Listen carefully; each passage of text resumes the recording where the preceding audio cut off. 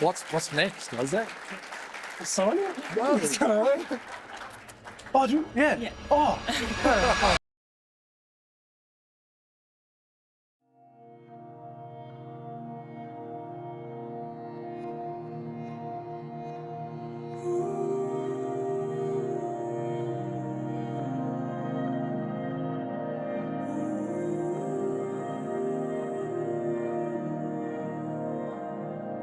So, chosen by God for this new life of love, dress in the wardrobe God picked out for you. Compassion, kindness, humility, quiet strength, discipline. Be even-tempered, content with second place, quick to forgive an offence. Forgive as quickly and completely as the Master forgave you. And regardless of what else you put on, wear love. It's your basic all-purpose garment, never be without it. Let the peace of Christ keep you in tune with each other, in step with each other. None of this going off and doing your own thing, and cultivate thankfulness. Let the word of Christ, the message, have the run of the house. Give it plenty of room in your lives. Instruct and direct one another using good common sense. And sing your hearts out to God. Let every detail in your lives, words, actions, whatever, be done in the name of the Master, Jesus, thanking God the Father every step of the way.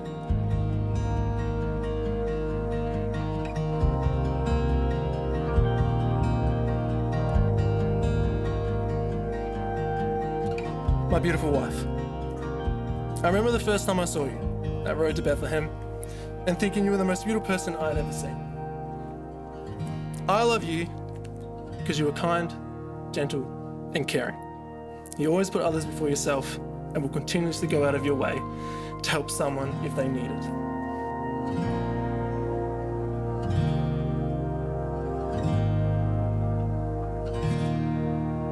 Brooke has always been someone that's played her cards really close to her chest. So when it came to dating, Mum and I were really curious about who Brooke would go for. So needless to say, we were very interested when a tall, good-looking, young Harrison Fordish type guy started hanging around. Isaac played his cards right and started hanging around not with Brooke, but with Jus. Smart move by Isaac, as he could get the big brother on side, but then it also gave Brooke a chance to get to know him without being scared away. As it turns out, Brooke must be a bit of a fast mover, because after they came back from their first date, they're an official couple.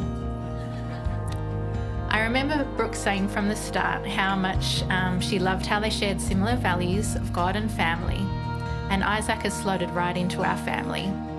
Isaac is always genuinely himself and makes himself at home, and that is one of the things that we love about him. What you see is what you get. He is passionate about the things he believes in, is kind-hearted, is competitive, has an amazing ability to sleep anywhere, and genuinely loves my sister.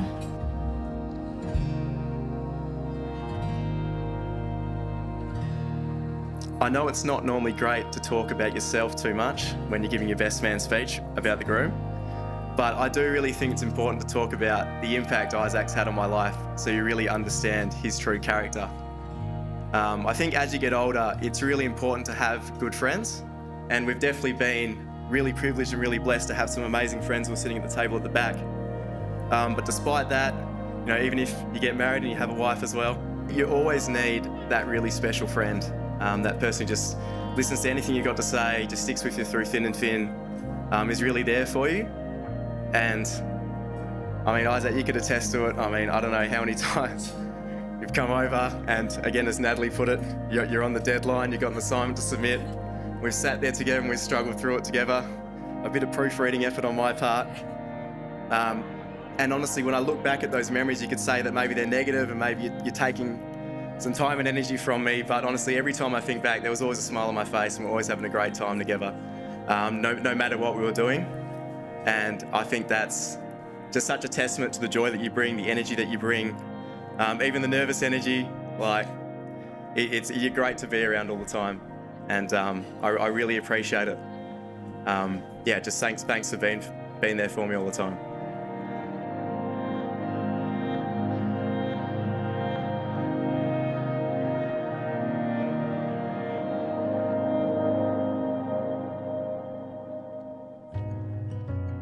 Up until this point, while many boys had expressed a lot of interest in Brooke, and there were many of them, many were very keen in getting to know her, none of them had ever piqued Brooke's interest. But on the 14th of April 2019, I received a message that changed the course of Brooke's life forever. This message read, and I quote, I went back and checked. Isaac asked me to the movies tonight. Please pray it's not the most awkward experience of my life. It's a really good start to a relationship. But despite Brooke's insistence that this outing was not a date, even going as far as to say she wasn't really keen, I knew that this was the most interest that Brooke had ever shown in a boy, and that meant something very exciting in my mind. After a few more of these non-dates, and Brooke messaging me things like, oh, he's very nice and he treats me very well and he's very respectful. So they've had that from the start, Isaac, well done. We have similar values and interests. He's always very kind. She was still really committed to sticking with the, I only see him as a friend. Okay. Finally, on the 2nd of June that year, late at night, I got a message. Again, I quote, big news, unexpected, but I'm out of the singles club.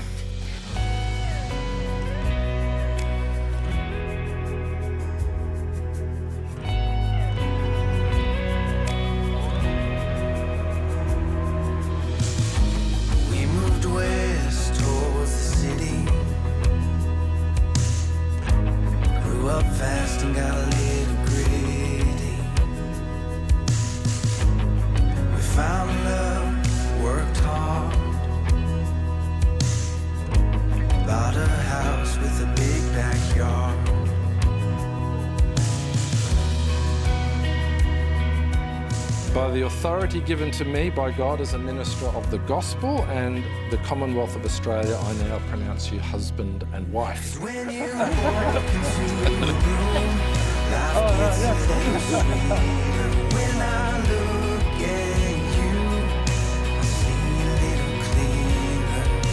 Through the years and every change, we'll put up a fight. 'Cause you're my love, my everything.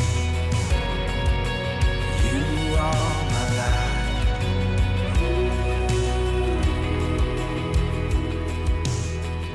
I love you because you constantly see the best in me, even when I don't see it. You make me strive to be a better person, and you always support me in my choices that I make, even if one of them was buying a motorcycle. I love you because you are never one to judge quickly. I can truly be myself when around you and not have fear of being judged. I feel safe, supported, and valued as the person I am. I love you because you know exactly who you are, and you are not afraid to speak out when you see something that's not right. You pull me up for when I'm being too stubborn as well. Just thank you. I love you because you are extremely funny. Your quick wit and your ability not to be afraid to roast me is very, very comforting. I feel so blessed that I get to call you my wife and spend the rest of my life with you. You are my forever.